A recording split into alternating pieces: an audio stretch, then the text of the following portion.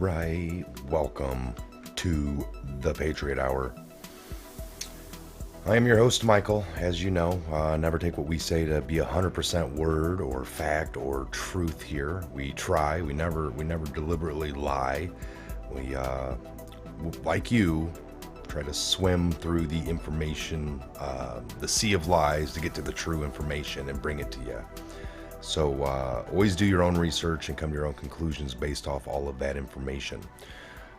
And we have people, we're trying to get with people on this channel to network out, people that have been doing the research along with us, before us. There's going to be people after us. We work together.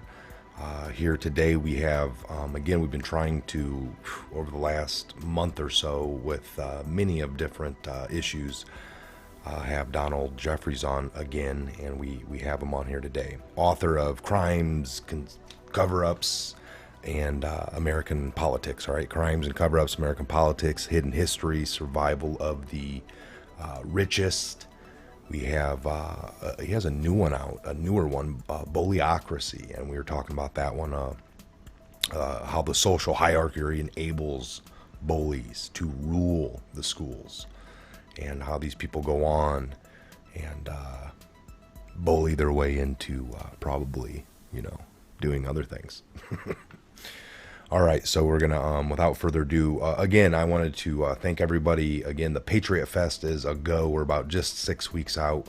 Again, August 14th and 15th, right before the election. What a good time to get together. Patriots unite. A time to just, we're gonna do a live show. We're gonna have music. We're gonna have a good time. All right, again, here we go. We got Donald. How are you doing today, brother? Fine, Mike. Glad to be back. Glad we finally got it working here. Yeah, no, it is. It is good to have you on. Now, I know, let me turn down this music here. I know the last time we had you on, we just covered a vast, we're going to kind of, for anyone that's new here,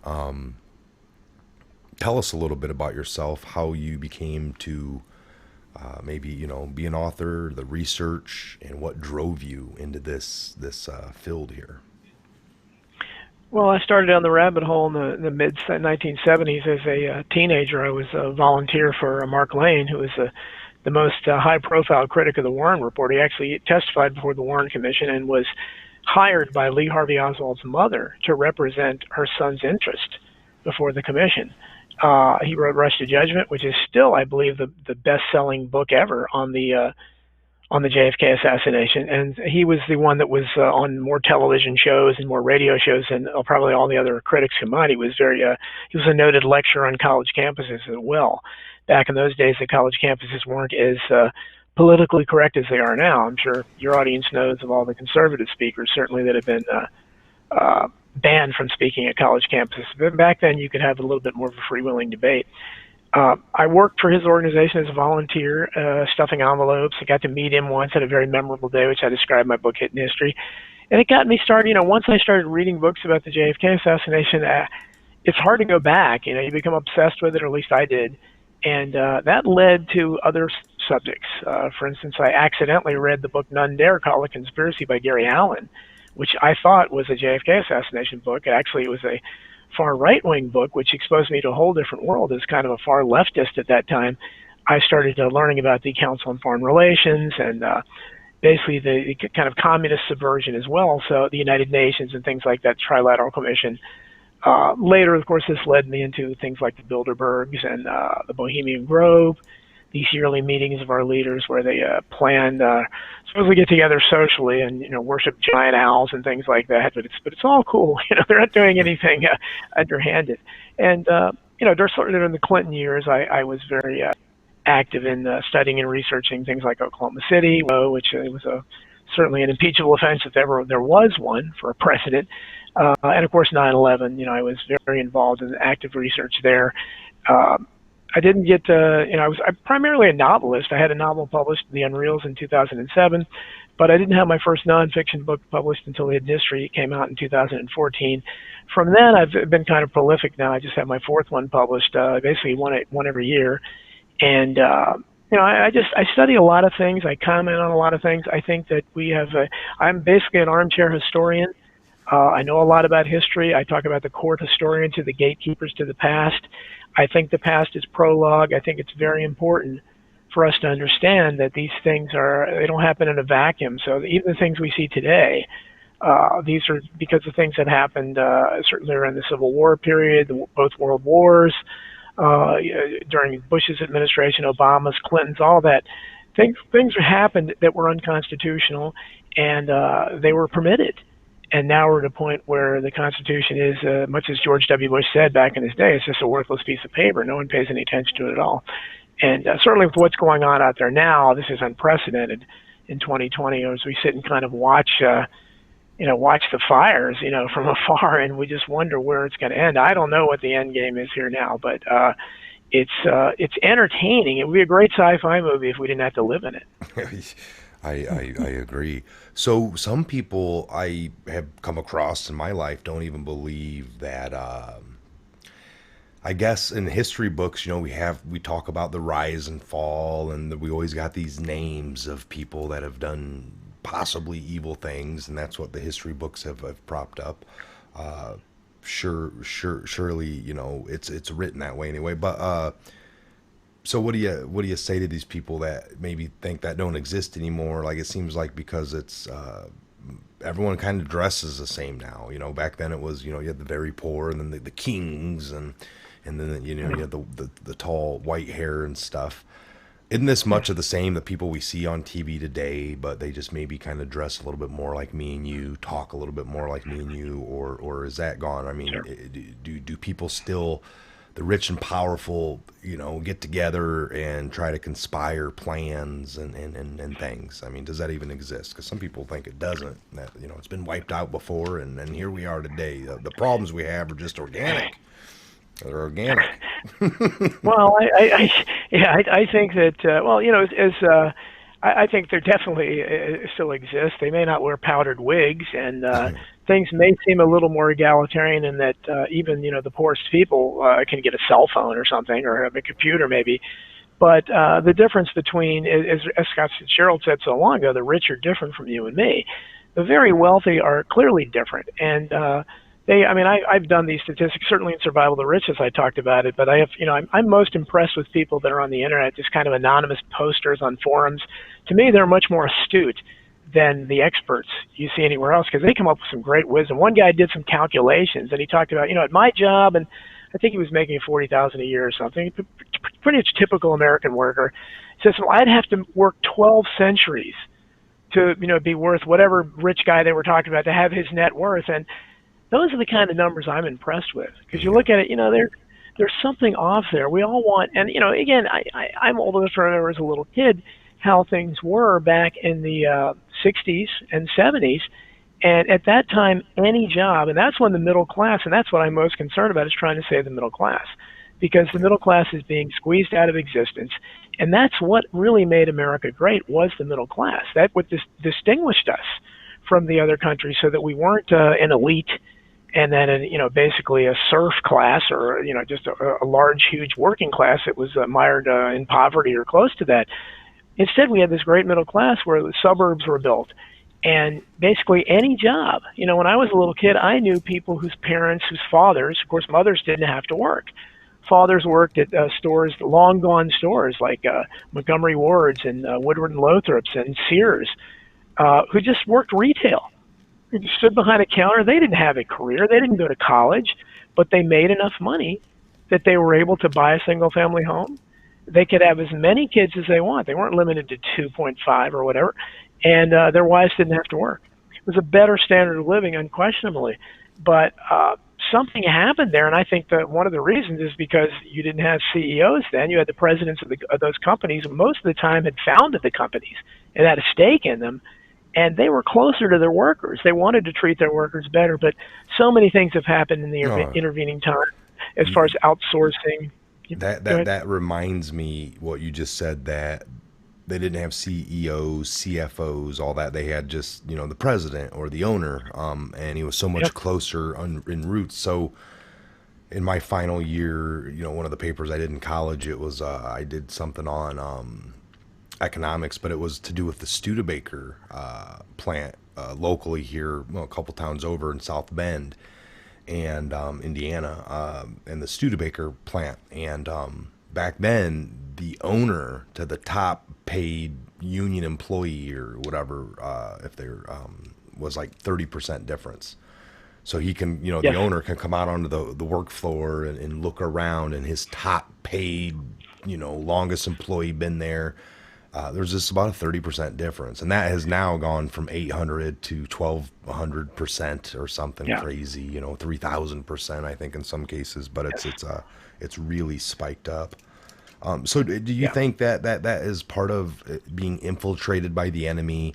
If this kind of war that we're in for this war now, if you kind of call it like a World War III, but it's not going to be the traditional like we know with guns and airplanes and dropping men off in the jungle or whatever, for like Vietnam, but that it could be a silent informational war. But and if you have infiltration and you're going by the communist playbook, that we're always striving for, like you said, to save the middle class, but they're going to tweak it to just never let us get to these blissful points that we want to. It's to keep us just, on the verge of getting something, but then throw a fork in the plan and just to keep it. I mean, it just seems like, yeah, if we were infiltrated, that they'd keep us in a state of chaos and never let us truly Well, get that's what it is.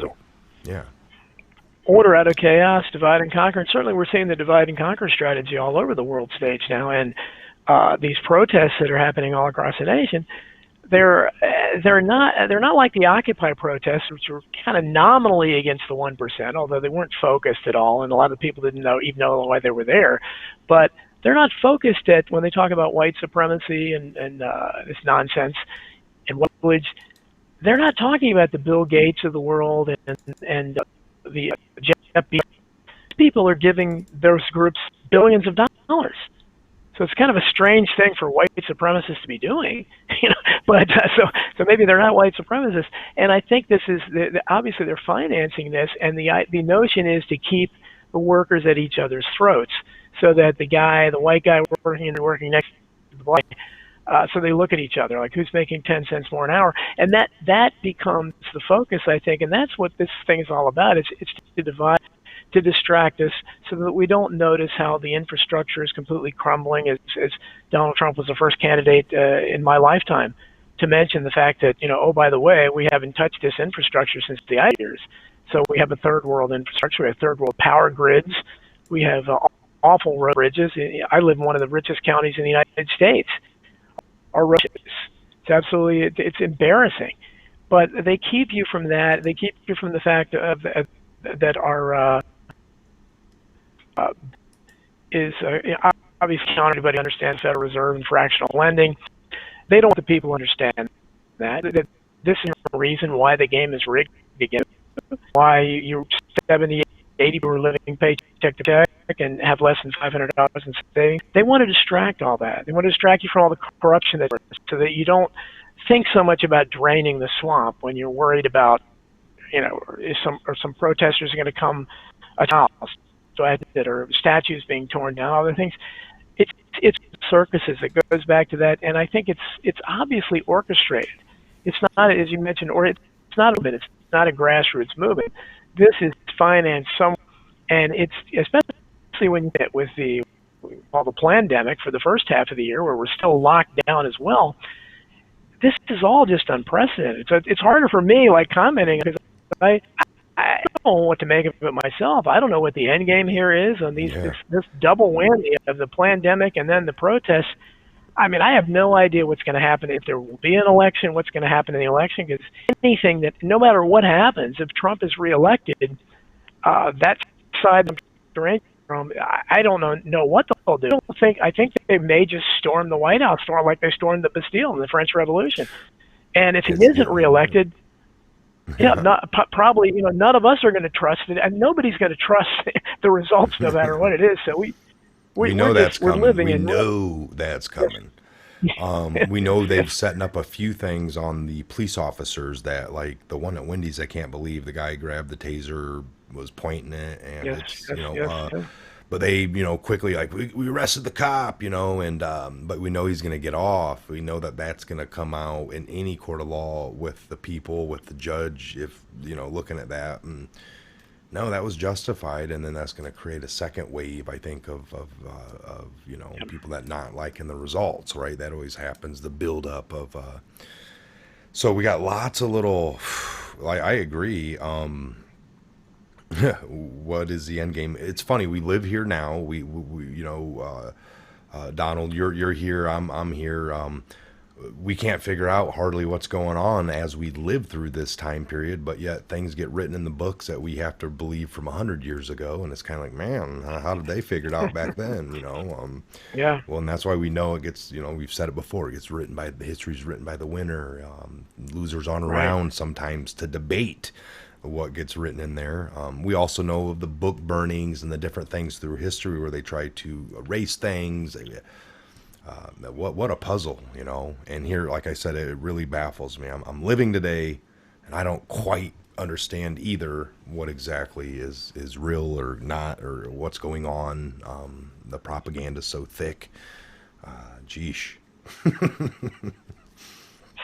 It certainly is, and it's very hard to figure out, and that's why I think it's important for people to understand history, understand that this we got to this point because we allowed, we permitted it. The people permitted it. We have whether our leaders are selected rather than elected. Look at it. Either if we were reelecting like 96% of Congress every election, which that is the rate. It's higher than it was in the Soviet Union, in the Politburo at its peak, and that ought to embarrass everyone. But I mean, many people don't realize how many congressional representatives go unopposed.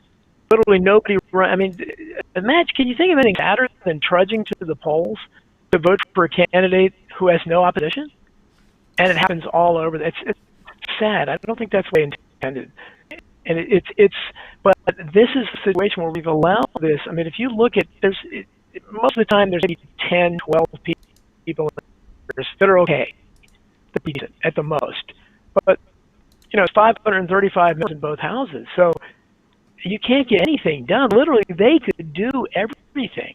But they could right all the wrongs. They could undo a lot of the damage that has been done, but it doesn't happen. And unfortunately, with the way, especially the Democrats, I was raised a Democrat, and I was a very left-wing Democrat at the time, but they've just gone completely crazy, and it's impossible to reason with them at all. And so if they get, I mean, I'm no fan of the Republicans either, and I don't really think Donald Trump is a Republican, an outlier, what he is, but he's not really a Republican. Yeah, no, I think I think he used that party, and I saw when he got in, half the party didn't go for him. So I was like, something's weird here. The Bushes have left 2 elections in a row now, and they're like, wait, were they Republicans their whole lives? What's Trump touting about so anti-Republican? Because it's still the same kind of border. Bush wanted a bunch of money for the border, that technological wall, which got nothing. I mean, I don't know. So you can see. Yeah, well, they live in fear of Trump's campaign rhetoric, and which is still what most of us are holding out hope for, that somehow he's able to fulfill some of that revolutionary rhetoric. But that rhetoric frightened the Republicans as much as it frightened the Democrats, because they don't really want to do anything about immigration. It plays into what I was talking about earlier. Immigration, it's all about cheap labor, and you can't get any cheaper than illegals from Mexico at the bottom end and visa workers at the high end, which my old industry was IT, and that I saw what happened there, where basically half of IT in America now is from India, and they're paying them half of what they were paying American citizens, and it's shameful. And that's one of the things Donald Trump promised to end, and it's very disappointing that he hasn't, because he could have ended that with a stroke of a pen early on, like he said he would. And because we don't need any foreign workers at all, we already don't have enough jobs for Americans here. But that's the kind of rhetoric that still makes the establishment fear, because no one had talked about that really since they killed JFK. You know, I mean, Yeah. this is so we held out a lot, and this I said at the time. You know, I've been up and down with Trump, and I still say that he was. I believed at the time that he was our last hope, and I stand firm with that. However you Yeah. look at it, I think he's our last.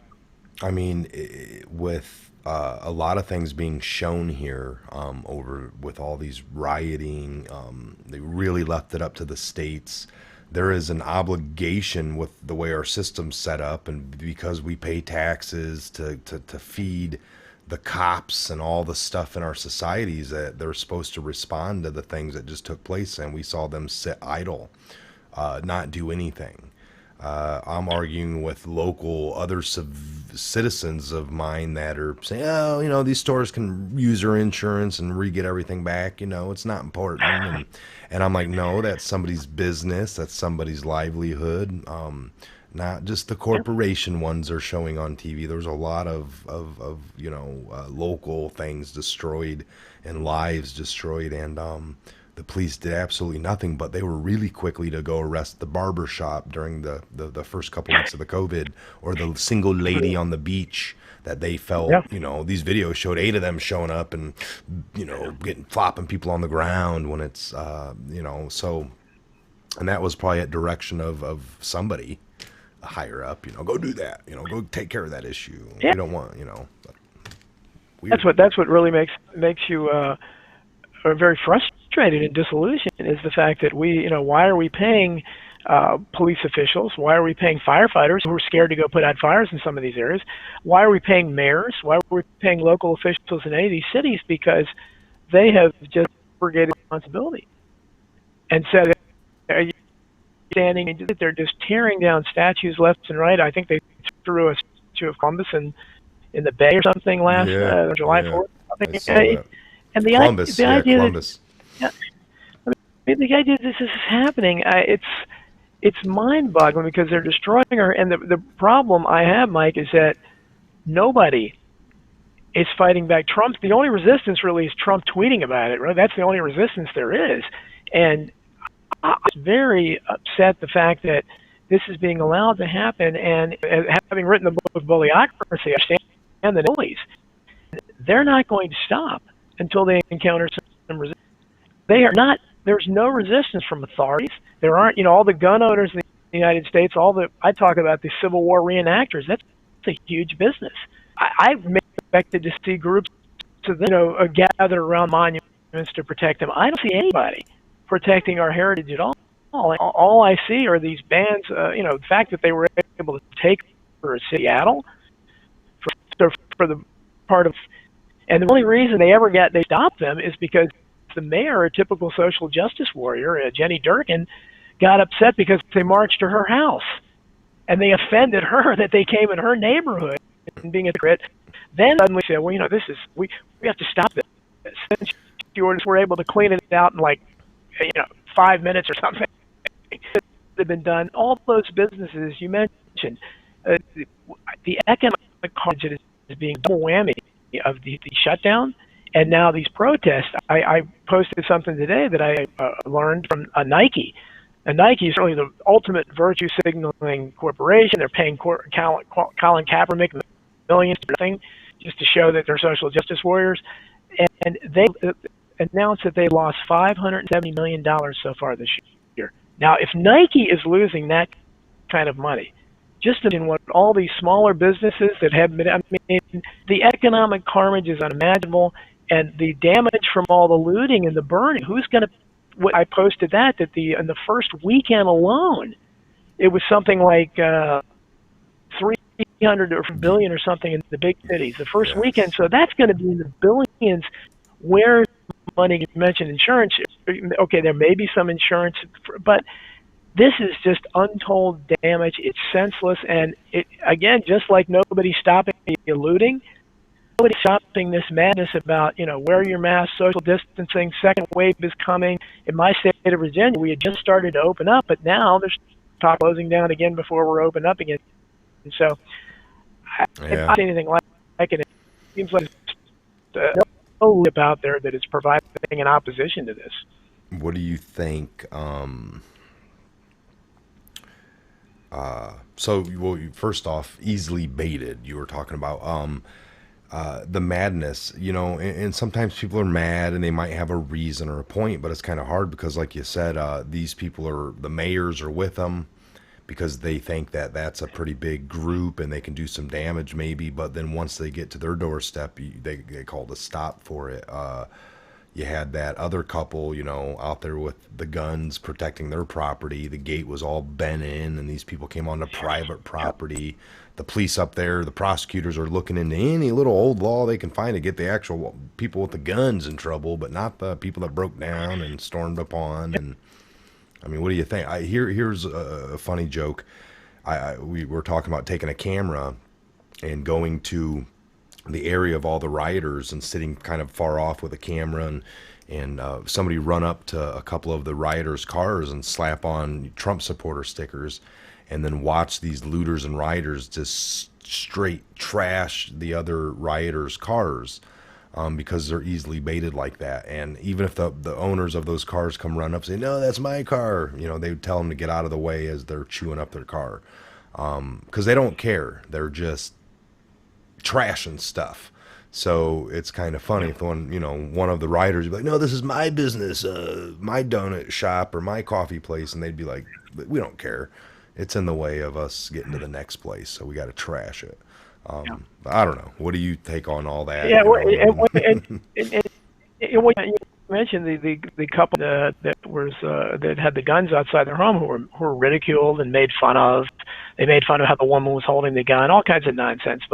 And they kept referring to the protesters as peaceful. Now I wasn't there, but they claimed the protesters were yelling threats at them, and they broke the gate to the community. So I would have been fearful. They did try to call the police, and the police wouldn't come. This is the problem. The police are not doing their job. They won't. So what are they supposed to do? What I'm concerned about is because we talk about, okay, be ready, because, the Second Amendment's very important. I always thought that. But what we're seeing is in cases like that, when they they had legal firearms and they were defending their home, they could still be prosecuted because the DA there is a very anti-white black who has already clearly wants to prosecute them. Now, the idea that they were both lawyers and they both statement. I wrote an article. I write for the American Free Press, which I think is the last great newspaper in America, and I wrote an article about it in the next issue, where I had the quote from their lawyers.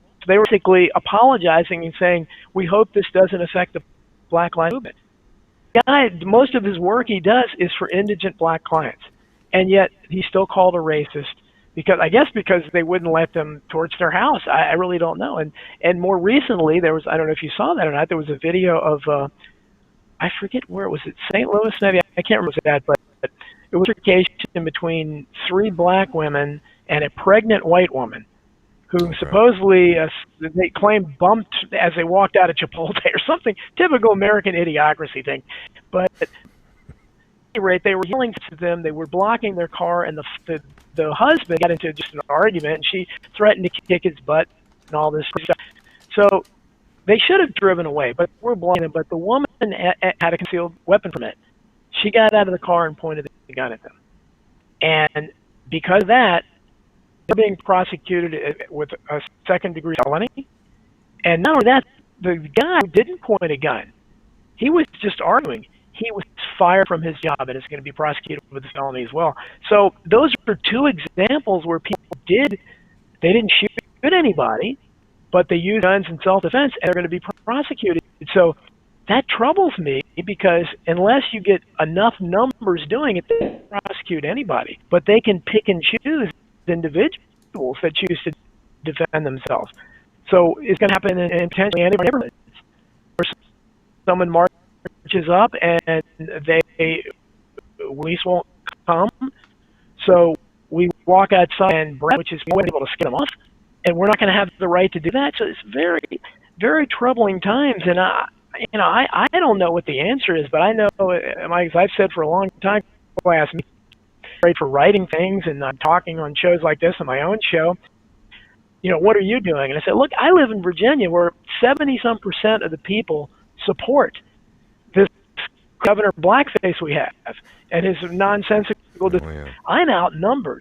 I'd be proud, incredibly lucky to get 50 people somewhere, and we're all just going to be arrested if not shot. So it's a numbers game. We need thousands, hundreds of thousands, ideally, together in unison to make any kind of change to get them. But they can easily pick off the few that are brave enough to step up, and it's awful. Between the censorship on the internet, which I'm involved in trying to stop as well, with my friend Dustin Nemos and a lot of other big you maybe I don't know if you're involved in that or not, but you should, because to try to stop people like Stefan Molyneux, who was just I had him on my radio show last Friday, and YouTube. He was the 5th largest channel on YouTube, almost 1 million subscribers. He was making money for them. So it's not even about business decisions. They're just kicked off, going against the narrative. And it's very troubling. Between that and fired now, you mentioned that shot the guy that took his taser. I'm sure people have heard about that. His stepmother was fired from her job just because she was that guy's stepmother. I mean, it should be illegal. But this happening is a soccer player.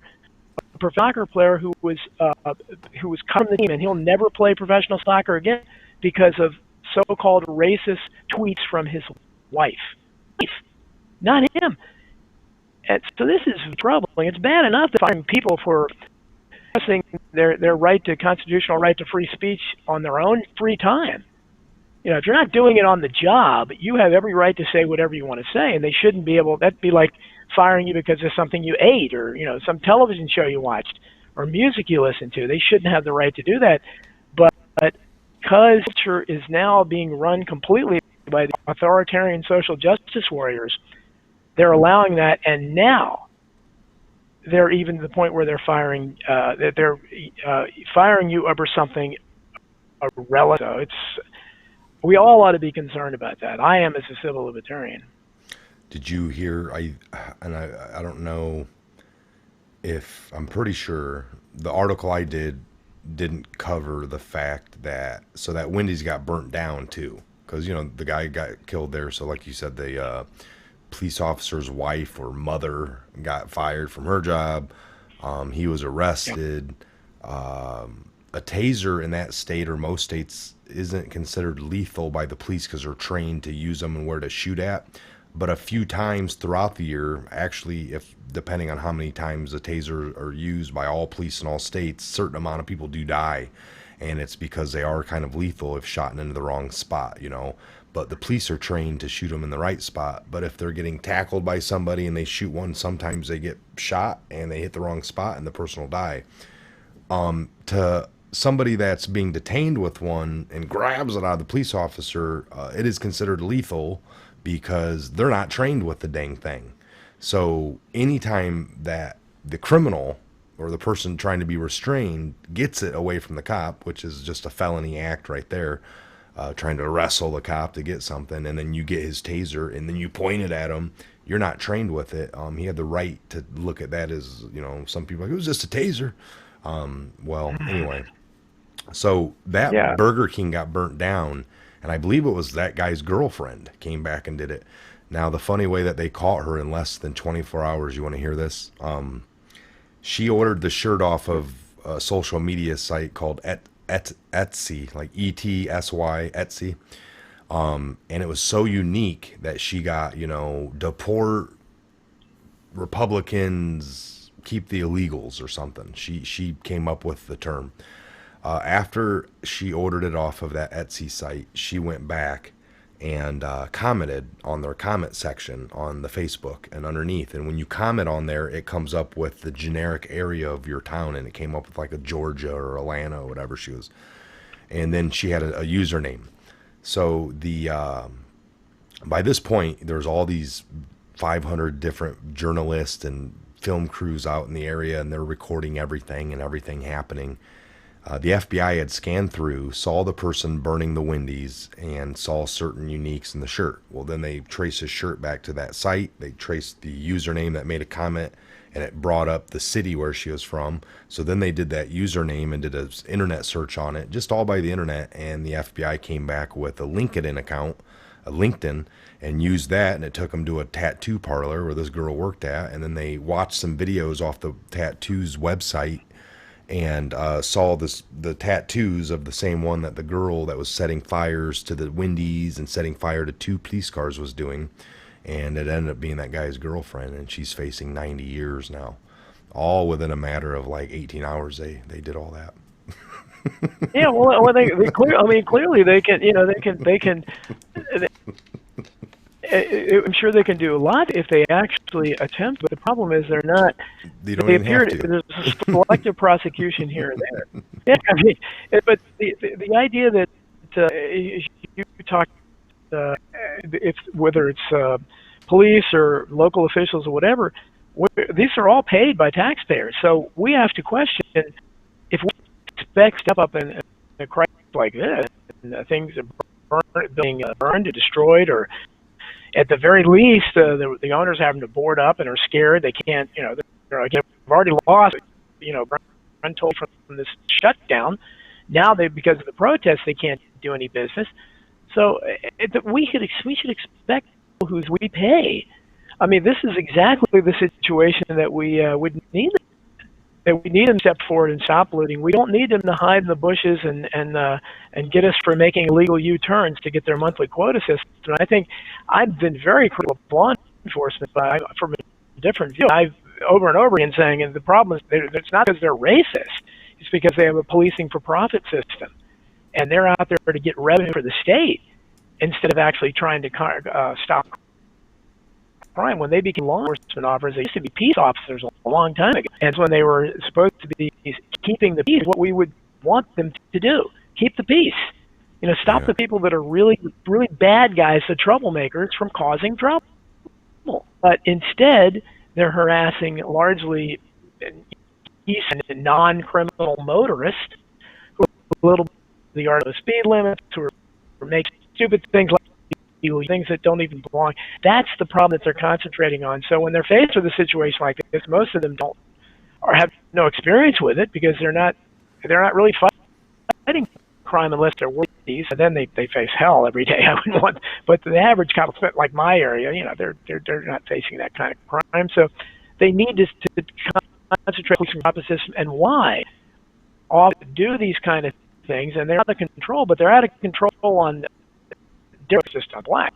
Yeah. I've posted many times that police have killed whites and nobody cared. Nobody said anything about it. In those cases, they have to punish the bad apples. They have to make them accountable for what, and I think that's the gist of the problem, is that people think, I don't think it's because of racism, but they need to be weeded out and face the same kind of punishment. But that discussion is never going to be had, because what happens, white people especially are so tired of hearing racist, that, so they very up signing with the police on all these issues because they're tired of hearing about it, and so nothing ever gets. But I think it's fine. I think there's a divide, and they basically have made it now where they're going to make it so that they're going to be scared to do anything. After the burning thing, clearly they're scared. Because they know they're under such scrutiny, especially if they're interacting with a black. If I was a cop, I wouldn't blame them if they did nothing, because they may face prosecution for talking too loudly or something. I don't know. We're in a really bad climate, and nobody. I think under the Obama administration, what was happening, like anytime a couple of partners got together for their shift, and they'd maybe used to stroll down a known street in the part of Chicago that you would find maybe gang activity. And maybe they avoided that for several nights a month after something would go down on the TV of something, that didn't go, that was looking like police brutality. And, sometimes it's clearly not, but yet it's playing out in the media that way. So then that creates a little bit of fear in all officers from coast to coast, I believe, to well, we're not going to go create no issues tonight because it might be the night that we end up on camera and we end up at the bottom of some crazy story flipped around in the media. I'd rather just avoid that. So therefore, the streets aren't getting as policed as well. I know how this works, and that's where the spike of crimes. All right, we are running out of time. Of course, we're going to schedule you again. I do got to ask you one question for. What is your take on Biden? How the media in 2016 made up stuff on Trump that wasn't, or dug up stuff that was really, really old to try to look bad. Grab him by the from the NBC when he thought he was talking to just one other guy, some locker room talk, but nobody talks like that. And how dare our president? But no, with Biden, I really think there's some dementia, just something going on there, but complete. And then even like you said, the people that would maybe call that out to you last time, like, well, look at Trump. I don't think he's physically fit. I mean, they were, they'll repeat it, but there was no, I just saw nothing of the sense. But with Biden, wow. And how do they ignore that? I mean, what do you think that is? Do you even have a? Well, it's such a it's such a double standard. And Biden, I mean, what has happened to his main? He's actually had several women that have accused him of impropriety. And especially the main one, whose name I've forgotten now. I've even forgotten her name, but she was kind of a little bit. She was basically ridiculed, and she is not out there at all. Now, all you have to look at they're still available online of his creepy behavior of sniffing little girls' hair and. You're right. The media did their job. Yeah, I was all over that. Wow. They're everywhere, and what they've done, even when they talked about it, they talked about it to women. Well, yes, he has done appropriate touching and things of women as well, but it's the children that we ought to be concerned about. And it's on video. I mean, there was one where Jeff Sessions pulled his granddaughter away from him and yelled at him. It was so ridiculous. I mean, I don't know how obvious it has to get, but it's bad. They're basically propping up, and they would candidate Biden. I don't know why he would be above the others. Not that any of them are any good, but certainly they're more articulate ones. But Biden at this point appears to be, I don't know, but it looks like he's got dementia or something coming on, and he can't set together, and they're hiding him. But that seems to be, I don't know, maybe that's a byproduct of the shutdown where they can make these excuses and there doesn't have to be any debates. But he's a very, very weak candidate, obviously, and but I think that very few people are voting for him. I think, again, the contended over Trump, and a certain number of people just hate Trump. And I've said if Hitler came back today, as demonized as Hitler was, I think that the people with Trump derangement syndrome would overwhelmingly vote for Hitler over Trump. That's how much they hate him. So, I think Biden's a horrible, but they're never gonna. When you have a media that does things like, Melania Trump, who's been treated horribly, who is she's a former supermodel. You can't cut down the woman's looks, but they still try to, and they talk about her fashion statements. And somebody I saw today posted a montage of some of the outfits Michelle Obama wore that were just, truly laughable and clownish. But, that's the kind of double standard that you have there, and it's so obvious. And again, I've always said Trump's best quality to somebody like me are the power and the quality of his enemies. He has all the right enemies. And, no matter what he does, they always outdo him. It's like, okay. I was going to say, even if Hillary won, she had some choice pantsuits as well that that would... Yes. Well, but no one would have ever right. Well, we'll keep in good touch here. We'll try to do something maybe again this week, if not early next week. At one point here, about 3 weeks out of my event, I'm done doing, I won't have any more interviews for a good 2 to 3 weeks because I just want to focus. A lot of gear to get around and a lot of things to keep practicing, but I still have a few weeks here. So I want to get with you again. You guys let us know what you thought of this and what questions you might have, and I'll get some stuff. Email me and I'll get those prepared because I want to have a few better. I love this show, just the free flow, but I want to get some good questions from the audience to you if you guys have any. So email me. You guys know how to do that. Donald, it was a pleasure having you on. I hope you'll come on again, like I said, here soon in the next few days or early next week, whatever works for you. Get with me in your schedule. I'll have my secretary email you, which is me because I don't have one. But Okay. Anytime. Yeah, your people get with my people. Anytime. We'll do that. I'm happy. It's a pleasure. Thank All you. right, we appreciate it, and we'll see you soon. All right, it's always a great time having Donald on. Soon, and I meant to bring it up. He's got John Barbara, and you guys might remember him. He was telling me it's a host. I didn't know this, but he was a host of TV show the number one show in the country from like 1979 to 83 or something, 84. But so that's an option, and we're looking at Sean Stone. I gotta just dial that in. Gotta email him and get a few things worked out. Other than that, I'm going to let you guys go. I got to get out of here. This is about the time in the studio where the sun's getting ready to just start beaming in here, and it's going to get real bright, and it gets hot for the next few hours, so I don't do much. But I have to go check on some other things. And look for another show this evening. If not, if I don't get that put out, it'll be in the morning. All right, thanks for being here again. I am Michael. This was a Patriot Hour. God bless each and every one of you. We'll see you back here on the next update video.